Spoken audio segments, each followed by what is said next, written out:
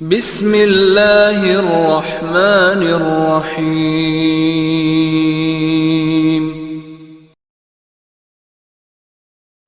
اعوذ باللہ من الشیطان الرجیم، بسم اللہ الرحمن الرحیم، الحمد للہ رب العالمین، صلی اللہ علی محمد وآلہ الطیبین الطاہرین المعصومین الذین اذہب اللہ عنہم الرجس وطہرہم تطہیرا۔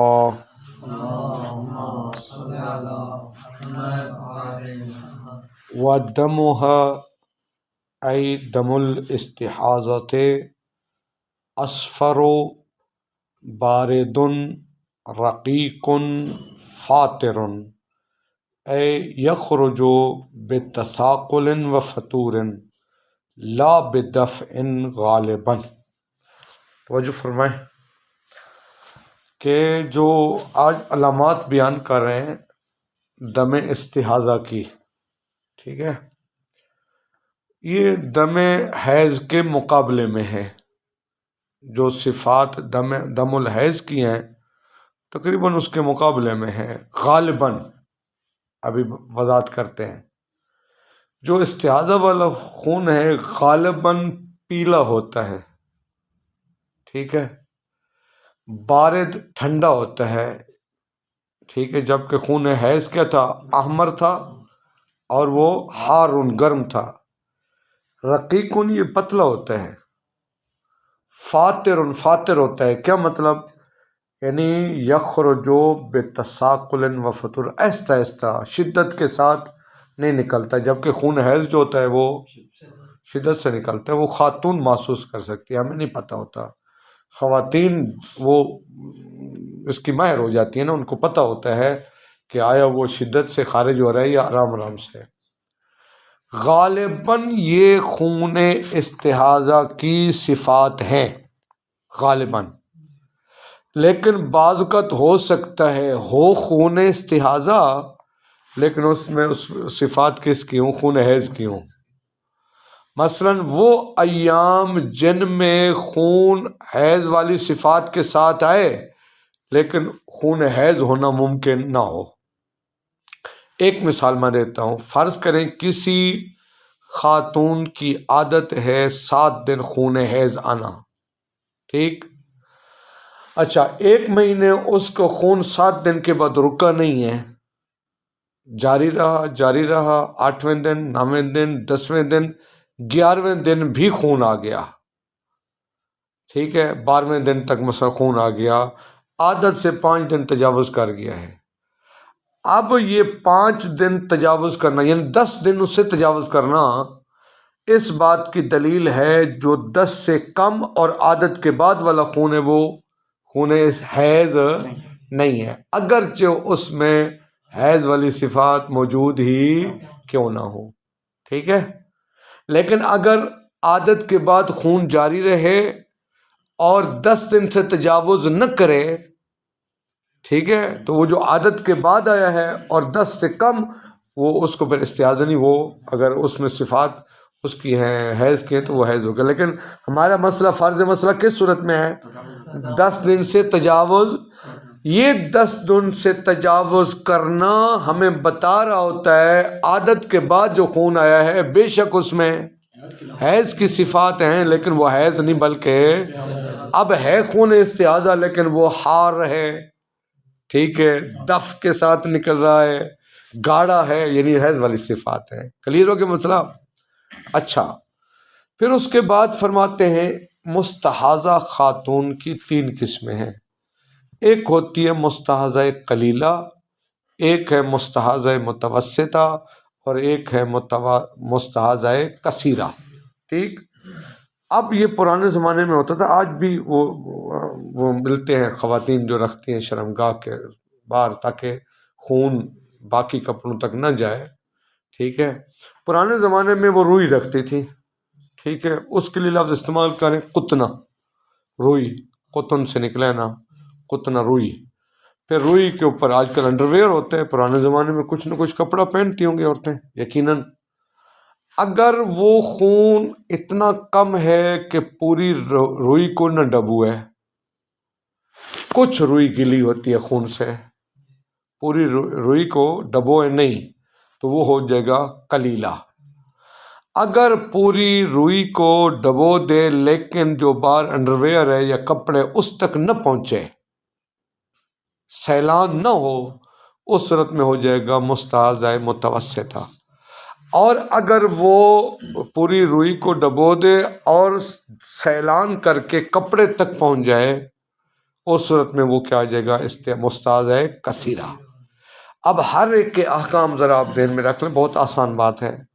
جو مستحاضہ قلیلہ ہے اس کا حکم یہ اس پر غسل واجب نہیں ہے، وہ کیا کرے گی؟ ہر نماز سے پہلے ایک وضو کرے گی، غسل کی ضرورت نہیں ہے۔ اس کا مطلب ہے اگر وضو کیا ہوا ہے ظہر کے لیے، ابھی وضو ٹوٹا نہیں ہے، عصر کی نماز پڑھنا چاہتے تو علیحدہ وضو کرے گی۔ سمجھ آ گئی بات نا؟ عام حالات میں اگر اس نے ظہر کے لیے وضو کیا ہوا ہے تو عصر کی نماز اسی کے ساتھ پڑھ سکتی ہے نا، پڑھ سکتے ہیں۔ لیکن اگر وہ مستحاضہ قلیلہ ہے تو اس کا حکم یہ ہے کہ ہر نماز سے پہلے ایک وضو کرے۔ اگر ظہرین کی نماز اکٹھے بھی پڑھنا چاہتی ہے تو نماز ظہر کے لیے ایک وضو کرے گی، اس وضو کے ساتھ نماز عصر نہیں پڑھ سکتی ہے۔ اس طرح اگر نماز مغرب کے لیے وضو کیا ہے تو اس وضو کے ساتھ نماز عشاء، بلکہ نماز عشاء کے لیے علیحدہ وضو کرے گا۔ تو مستحاضہ قلیلہ اس کا حکم یہ ہے کہ وہ ہر نماز کے لیے ایک وضو کرے گی۔ اب آ جائے مستحاضہ متوسطہ۔ فرماتے مستحاضہ متوسطہ جو ہے وہ صبح کی نماز سے پہلے اگر اس کا خون استحاضہ متوسطہ میں بدل چکا ہے، صبح کی نماز سے پہلے، تو وہ کیا کرے گی؟ صبح کی نماز سے پہلے کرے گی غسل، پھر ہر نماز سے پہلے ایک وضو کرے گی۔ اگر صبح کی نماز پڑھنے کے بعد اس کا خون پہلے قلیلہ تھا، فرض کریں صبح کی نماز پڑھ لی ہے، اب اس کا خون مستحاضہ متوسطہ میں تبدیل ہو گیا ہے، اب غسل نہیں ہے، باقی جو دن کی نمازیں اور رات کی نمازیں ان کے لیے ایک وضو کافی ہوگا بس، ٹھیک۔ تیسرا ہے مستحاضہ کثیرہ۔ فرماتے ہیں وہ صبح کی نماز کے لیے علیحدہ وضو، پھر ظہرین سے پہلے ایک غسل کرے، صبح کی نماز سے پہلے ایک غسل، ظہرین کی نماز سے پہلے غسل کرے اور دونوں نمازیں اکٹھی پڑھے، اور مغربین کی نمازوں سے پہلے کیا کرے؟ غسل کرے۔ اور البتہ وہ پہلے والی ذمہ داریاں بھی ہوں گی، مثلا وہ جو وضو ہے وضو بھی کرے گی نا، یہ ذہن میں رکھیں، وضو بھی ہر نماز کے لیے کرنا ہے۔ سمجھ آؤ گی؟ کلیئر ہو گیا نا مسئلہ؟ اچھا، پھر آگے چھوٹی چھوٹی تفصیلات ہیں، کہتے ہیں کہ وہ روئی کو بھی تبدیل کرے گی، ٹھیک ہے۔ اگر وہ کپڑے تک نجس ہو گیا، کپڑا جو باہر انڈرویئر ہے، یا اس کو تبدیل کرے یا اس کو مثلا پاک کر لے۔ دیکھیں وہاں تک پہنچتے ہیں۔ وَدَّمُهَا اے دم الاستحاضہ، جو دم استحاضہ ہوتا ہے، اسفرو، یہ کیا ہوتا ہے؟ پیلا ہوتا ہے، باردن ٹھنڈا ہوتا ہے، رقیقن پتلا ہوتا ہے، فاترن کی خود وضاحت کر رہے ہیں، یہ اے کے ذریعے فاترن کی تفسیر ہو رہی ہے، یعنی یخرج بتساقل و فتور، یعنی وہ غالباً بغیر سرعت، بغیر تیزی کے خارج ہوتا ہے، اور تیزی سے خارج ایسا ایسا خارج ہوتا ہے۔ تساقل و فتور کا مطلب ہے ایسا ایسا خارج ہوتا ہے، لا بدفع، وہ دفع خارج ہوتا تھا، کون سا؟ وہ حیض، یہ لا بدفع نہیں ہوتا، آرام آرام سے خارج ہوتا ہے۔ غالباً یہ صفات ہیں۔ فرماتے ہیں وَمُقَابِلُ الْغَالِبِ مَا، غالب کے مقابلے میں وہ خون ہے تَجِدُهُ، جس خون کو خاتون دیکھے فی الوقت المذکور، مذکورہ وقت میں۔ دیکھیے ایک عورت یائسہ ہونے کے بعد خون دیکھے، بے شک صفات اس کی حیض والی کیوں نہ، وہ حیض شمار نہیں ہوگا۔ سمجھ آگی بات نا؟ یعنی یائسہ ہونے کے بعد خون دیکھے گی، بے شک۔ کہتے ہیں کہ جس کو مذکورہ وقت میں پائے، مذکورہ وقت سے مراد وہی جن کے بارے میں پہلے بحث گزر چکی، یعنی جہاں حیض قرار دینا ممکن نہیں، فَإِنَّهُ يُحْكَمُ بِكَوْنِهِ اسْتِحَاضَةً، وہاں حکم لگائی جائے گا کس بات کا؟ کہ وہ خون استحاضہ ہے۔ وَإِنْ كَانَ بِصِفَةِ دَمِ الْحَیض، اگرچہ اس خون میں دم حیض کی صفات موجود ہیں، پھر بھی خون حیض قرار نہیں دیں گے استحاضہ کا۔ کیوں؟ عدم امکان ہی کا مرجع حیض، چونکہ اس کو حیض قرار دینا ممکن، جیسے میں نے مثالیں دی ہیں۔ واضح ہوا بات؟ ثم الاستحاضۃ تنقسم الی قلیلۃ و متوسطۃ و کثیرۃ، 3 ہو جائیں گی۔ اب 3 کی وضاحت، لأنہا، یہ حصر عقلی کے ساتھ بیان کریں، آپ یوں کہیں دلیل بیان کریں، لأنہا اما اللہ تغمس القطنۃ اجمعا ظاہراً و باطن، یا تو روئی، پوری روئی کو وہ نہیں ڈبوئے گی ظاہر اور باطن کو، یعنی پوری روئی کا ظاہر اور باطن کو نہ ڈبوئے، کچھ حصے تک وہ خون پہنچے۔ سمجھ آ گئی بات نا؟ لا تغمس القطنۃ، لا تغمس، تغمس کا مطلب ہوتا ہے غمسا یغمسو، ڈبونا، وہ خون قطنہ کو نہ ڈبوئے، اجما، ساری کی ساری قطنہ کو، ظاہراً و باطن، یعنی اس کے ظاہر کو اور اس کے، ٹھیک ہے، یہ کون سی قسم ہو جائے گی؟ قلیلہ۔ او تغمسہا، جی ظاہر اور باطن وہی، یعنی پوری کو نہیں ڈبوئے گا تو اس کا مطلب ظاہر باطن کو نہیں ڈبویا نا۔ او تغمسہا کذالک، یا وہ اس طرح روئی کو ڈبو دے، یعنی ساری کی ساری روئی کو ڈبو دے، لیکن ولا تسیل عنہا بنفسہ الی غیرہا، وہ بنفس ہی اپنے غیر کی طرف سیلان نہ کرے۔ اگر نچوڑنے سے کرے تو وہ مسئلہ نہیں ہے، خود بخود، یعنی خود بخود روئی کو اس نے ڈبو دیا ہے، لیکن خود اپنے غیر کے، یعنی جو باہر کپڑا ہے وہاں تک سیلان، وہاں تک نہ بہے، بے نفس ہی کی قید لگائی ہے، ممکن ہے اس کو دبانے سے وہ بہہ جائے، نہیں، خود بخود وہ نہ بہے۔ سمجھ آ گئی بات؟ یہ کون سی ہوگی؟ متوسطہ۔ او تسیل عنہا، یا وہ خون جاری ہو اس قطنہ سے الی الخرقۃ، وہ انڈر ویئر، وہ کپڑا، ہماری زبان میں کیا کہتے ہیں؟ کچھا کہتے ہیں، ہاں جی قاری صاحب، عارف صاحب، وہ جو آپ کی زبان میں کیا کہتے ہیں؟ کچھا ہی کہتے ہیں۔ کچھے تک اگر وہ یعنی پہنچ جائے، ٹھیک ہے، یہ کون سی قسم ہو جائے گی؟ کثیرہ ہو جائے گی، ٹھیک۔ فرماتے ہیں اب ہر ایک کی ذمہ داری بیان کر رہے ہیں۔ فَإِن لَمْ تَغْمِسِ الْقُطْنَةَ، اگر وہ خون روئی کو نہ ڈبوئے، مطلب کیا؟ وہ قلیلہ ہو، مطلب یہ کہ وہ کیا ہو؟ قلیلہ ہو، تو تتوضأ، وہ خاتون، یہ ہے فعل مضارع مقام انشاء میں ہے، وہ وضو کرے، لکل صلاۃ، ہر نماز کے لیے، ما تغییر القطنۃ، روئی کو بھی وہ تبدیل کرے، جو کہ روئی نجس ہو جاتی ہے نا، ٹھیک ہے۔ لعدم العفو عن ھذا الدم، روئی کو کیوں تبدیل کرے؟ کیونکہ یہ روئی اس خون کے ساتھ آلودہ ہوئی یا نہیں ہوئی؟ نجس ہوگی ہے نا، یہ خون معاف نہیں ہے مطلقاً، چاہے درہم بغلی سے کم ہو یا زیادہ ہو، لہذا چونکہ نماز وہ کے لیے لباس کا، بدن کا پاک ہونا ضروری ہے، تو جو چیز لباس کا حصہ ہے، بدن کا حصہ، وہ بھی پاک ہونا چاہیے نا۔ اب روئی کو پاک کرنا بھی کیا ہوگا؟ ضروری ہوگا، ہر نماز کے لیے، ہر نماز کے لیے۔ ہاں اگر نہیں وہ نجس ہو، اگر نجس ہوتی ہے، پھر اگر خون آیا ہی نہیں ہے تو پھر تو وہ مسئلہ ہی کلیئر ہے نا۔ ہاں جی، اگر خون آیا ہی نہیں ہے تو پھر ہر نماز سے پہلے وہ کیا کرے؟ روئی کو تبدیل کرے، نہیں نا، اگر کپڑے کو لگے گا تو وہ قلیلہ نہیں رہے گا نا، اگر کپڑے کو لگے گا تو وہ قلیلہ ہی۔ فرض مسئلہ یہ ہے کہ روئی، پوری روئی کو بھی نہیں ڈبوتا نا، یعنی اس کے پہلے حصے کو لگتا ہے، ٹھیک۔ اچھا، ایک تو کیا کرنا ہے؟ ہر نماز کے لیے وضو کرنا ہے، اور دوسرا مسئلہ کیا ہوا؟ قطنہ کو تبدیل کرنا ہے۔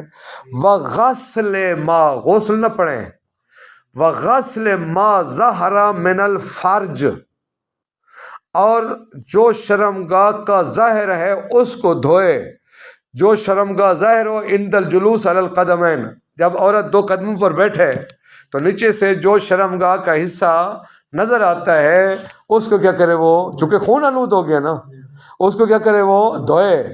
اب یعنی جتنا باہر سے نظر آئے، اب اندر جانا ضروری نہیں ہے، مشکل ہو جائے گی، ٹھیک ہے جی، بات سمجھ آ گئی ہے۔ وَإِنَّمَا تَرَكَهُ، شہید اول نے اس کو ترک کر دیا، کس کو؟ کہ ظاہر فرج کا غسل، غسل ظاہر فرج، کہ جب عورت 2 قدموں پر بیٹھے تو جو فرج نظر آتی ہے، جو ظاہر ہے، اس کے دھونے کو، دھونا واجب ہے، لیکن شہید اول نے اس کو کیوں؟ لأنہ ازالۃ خبث، چونکہ یہ ہے ازالہ خبث، اور پہلے بتا چکے ہیں نماز کے لیے ضروری ہے کہ وہ بدن بھی سے نجاست کو پاک کرنا ضروری ہے، اور لباس کو بھی نجاست سے پاک کرنا ضروری ہے۔ کیوں؟ لأنہ ازالۃ خبث، چونکہ یہ ہے ازالہ خبث، شرمگاہ جو نظر آ رہی ہے خاتون کی، جو فرج نظر، اس کو دھونا، یہ ہے ازالہ خبث۔ قد علما مما سلف، جو گزر گئے وہاں سے یہ معلوم ہو چکا ہے۔ سمجھا کی بات؟ وہ قاتل شہید اول کی وہ عبارت تھی، حاضہ یجب ازالۃ عن الثوب والبدن، یعنی نجاست کا ثوب اور بدن سے ازالہ، تو وہ اس کو بھی شامل ہو جائے گا۔ اس کا مطلب ہے ظاہر فرج کے دھونے کا مسئلہ پہلے بیان ہو چکا ہے۔ واضح بات؟ اچھا جی، پھر فرماتے ہیں کہ وما یغمسھا بغیر سیل، اور وہ خون جو قطنہ کو ڈبو دے لیکن بغیر سیل، بہے نہیں، یعنی اس انڈر ویئر تک نہ پہنچے، ڈبو دے لیکن بہے وہ جاری نہ ہو، تو تزید علی ما ذکر فی الحالۃ الاولی، جو مستحاض کلیلہ کے لیے بیان کیا گیا ہے، جو ذکر کیا گیا، ان کے علاوہ، یعنی وہ بھی ہوں گے، ان کے علاوہ زیادہ کرے گی الغسل للصبح، صبح کے لیے بھی۔ جو ذمہ داریاں کس کی تھیں؟ مستحاض کلیلہ کی تھیں۔ وہ کیا تھا؟ ہر نماز سے پہلے وضو کرے، روئی کو تبدیل کرے، اور اس کے بعد ظاہر فرج کو، ان کے علاوہ اس سے زیادہ تزید، اس سے زائد کیا ہے؟ الغسل للصبح، غسل کرے کس کے لیے؟ ان کان الغمس قبلہا، اگر وہ غمس ہو قبلہا، قبل صلاۃ صبح، نماز سے، یعنی غمس نماز صبح سے پہلے، یعنی کیا مطلب؟ یعنی وہ متوسطہ بنی ہو نماز صبح سے پہلے۔ اب ولو کانت صائمۃ قدمتہ علی الفجر، اگر وہ روزہ رکھنا چاہتی ہے تو پھر اس غسل کو واجب ہے مقدم کرے فجر پر۔ جس طرح جس شخص پر غسل جنابت واجب ہو جائے تو اس پر واجب کیا ہے؟ وہ فجر سے پہلے کرے۔ اسی طرح اس پر بھی اگر روزہ رکھنا چاہتی ہے تو فجر سے پہلے۔ اچھا، وجتزعت بہ للصلاۃ، وجتزعت بہ کیا مطلب؟ یعنی اسی پر اکتفا کرے گی نماز کے لیے بھی۔ کیا مطلب؟ اسی غسل سے وہ نماز پڑھے گی۔ ٹھیک ہے جی۔ وجتزعت، اس کا فاعل کون ہوگا؟ وہی خاتون، وہ مستحاضہ متوسطہ، اکتفا کرے گی بہی، اسی غسل پر، للصلاۃ، کس کے لیے؟ نماز کے لیے۔ واضح کی بات؟ یعنی مطلب یہ ہے کہ اس نے، سنیں کیا کہنا چاہ رہے ہیں، فجر سے پہلے غسل کرنا ہے نا، مستحاضہ متوسطہ ہے نا، اب جب فجر ہو گئی ہے تو صبح کی نماز کے لیے علیحدہ غسل کی ضرورت، یہ کہنا چاہ رہے ہیں۔ دیکھیں، فجر سے پہلے اس نے روزہ رکھنا ہے، فجر سے پہلے کیا کرے گی؟ اب جب اذان ہو گئی ہے، فجر کا وقت ہو گیا، اب ضروری نہیں کہ نماز کے لیے علیحدہ غسل کرے، وہی غسل کیا ہوگا؟ کافی ہوگا، اسی پر اکتفا کرے گی۔ ٹھیک۔ ولو تأخر الغمس عن الصلاۃ، توجہ فرمائیں، اگر صبح کی نماز پڑھ چکی ہے، بعد میں غمس ہوتا ہے، یعنی بعد میں وہ مستحاضہ متوسطہ بنتی ہے۔ توجہ کی اپنے مسئلہ، یعنی نماز پڑھ چکی ہے صبح کی، اب وہ اس کا خون فرض کریں پہلے قلیلہ تھا، اب وہ کس میں بن گیا ہے؟ متوسطہ بن گیا ہے۔ تو اگر اس کا غمس صلاۃ سے متاخر ہو، صبح کی نماز پڑھ چکی ہو، فقل اول، اب باقی نمازوں کے لیے قلیلہ کی طرح ہے۔ اس کا مطلب ہے ظہرین کے لیے پھر ہر نماز کے لیے کیا کرے گی؟ علیحدہ وضو کرے گی، ہر نماز کے لیے علیحدہ وضو کرے گی۔ کلیئر ہو گیا مسئلہ؟ وما یسیلو، یہ کس طرف اشارہ ہے؟ کثیرہ کی طرف۔ اور وہ خون جو روئی سے بہہ کر کپڑے تک پہنچ جاتا ہے، یعنی مستحاضہ کثیرہ، یجب لہ جمیع ما وجب فی الحالتین، اس کے لیے واجب ہے وہ ساری چیزیں جو مستحاضہ کلیلہ اور متوسطہ کے لیے واجب تھی، وہ بھی واجب ہیں۔ وتزید علیہما، ان دونوں سے ایک چیز زیادہ ہے، وہ کیا؟ انہا تغتسل ایضا للظہرین، وہ ظہرین کے لیے کیا کرے گی؟ متوسطہ کی ذمہ داری کیا تھی؟ صبح سے پہلے غسل. یہ بھی کیا کرے گی؟ صبح سے پہلے غسل. پھر اس کے بعد زورین سے پہلے. متوسطہ کی ذمہ داری نہیں تھی لیکن اس کی ذمہ داری یہ ہے کہ زورین سے پہلے کیا کرے؟ غسل کرے. تجمع بینہما بہی کا مرجع غسل. اس غسل کے ذریعے دونوں نمازوں کے درمیان کیا کر دے؟ جم کرے، دونوں نمازوں کو اکٹھے پڑھے. ٹھیک ہے. ثم للعشاء، پھر ایک غسل کرے گی. کذالک، وہ بھی اسی طرح، یعنی ایک غسل کر کے اس ایک غسل سے دونوں نمازیں پڑھے گی. اچھا. وتغییر الخرقۃ فیہما اے فی الحالتین الوسطی والأخیرہ. دیکھیے مستحاضہ قلیلہ میں انڈر ویئر کو تبدیل نہیں کرنا ہوتا کیونکہ اس تک خون پہنچے نہیں ہے. لیکن مستحاضہ متوسطہ اور توجہ، اگر مسئلہ جو دقت کرنی ہے، مستحاضہ کثیرہ تو بالکل کلیئر ہے، چونکہ خون انڈر ویئر تک پہنچ چکا ہے، وہ نجس ہو کے تبدیل کرنا واجب ہے. لیکن متوسطہ میں کیا ہوتا ہے؟ وہ تو خون خرقہ تک پہنچے نہیں ہے. کہتے ہیں خود خون نہیں پہنچا، رطوبت تو پہنچی ہے نا. اب بحث آیا خالی رطوبت صرف لگے، خون نہ لگے. ٹھیک ہے. ممکن ہے اس کا رنگ انڈر ویئر کو سرخ نہ ہو لیکن رطوبت لگ گئے تو بعض کہتے ہیں اس صورت میں بھی وہ نجس ہو جاتا ہے. تو متوسطہ کی صورت میں کم از کم رطوبت لگی ہے، اس وجہ سے واجب ہے. اور اگر سیلان ہوا یعنی مستحاضہ کثیرہ تو پھر تو وہ خون آلود ہو گیا. لہذا مستحاضہ متوسطہ اور کثیرہ دونوں صورتوں میں انڈر ویئر کو، خرقہ، وہ کپڑے کو کیا کرے گی؟ تبدیل کرے گی. وتغییر الخرقۃ فیہما، اور خرقہ بھی تبدیل کرے گی. یہ بھی زیادہ ہے نا، پہلے سے زیادہ ہے. فیہما، دونوں میں. اے فی الحالتین الوسطی والاخیرہ. وسطی سے مراد مستحاضہ متوسطہ، اخیرہ سے مراد مستحاضہ کثیرہ. کیوں یہ پہلے دلیل دے رہے ہیں کہ وسطی والی کیوں؟ لأن الغمس، کیونکہ غمس یعنی استحاضہ متوسطہ یوجب رطوبت ما، یہ اس کی رطوبت کا موجب بنتا ہے. لاصق الخرقۃ جو خرقہ کے ساتھ ملا ہوا ہے. من القطنہ، یہ ماں کا بیان ہے. وہ کیا ملا ہوا ہے خرقہ کے ساتھ، انڈر ویئر کے ساتھ؟ وہ جو روئی، دیکھیے جو روئی کپڑے کے ساتھ انڈر ویئر کے ساتھ ملی ہوئی ہے، اس کی رطوبت اس کو لاسکا یلاسکو باب مفعول ہے، اس کی رطوبت اس کپڑے تک پہنچ جاتی ہے. روئی کی رطوبت اس کپڑے تک پہنچ جاتی ہے، لہذا رطوبت بھی کیا ہے؟ نجس ہے. لہذا اس خرقہ کو بھی تبدیل کرنا کیا ہوگا؟ واجب ہوگا. وَإِن لَمْ يَصِلْ إِلَيْهَا، اگرچہ خون اس الیہا کا مرجع خرقہ تک سیلان نہ بھی کرے لیکن کم از کم رطوبت اس کی پہنچی ہے نا. دیکھیے اگر رطوبت نہ پہنچے اس کا مطلب ہے وہ پوری روئی کو اس نے نہیں ڈبویا تو پھر وہ متوسطہ ہی نہیں ہوگی نا. مسئلہ ہر چیز ذہن میں رکھیں. پوری روئی کو ڈبونے کا مطلب ہے کم از کم رطوبت اس خرقہ تک لازم پہنچی ہے. ٹھیک ہے جی. فتنجس، پس اس نے اس کو کیا کر دیا ہے؟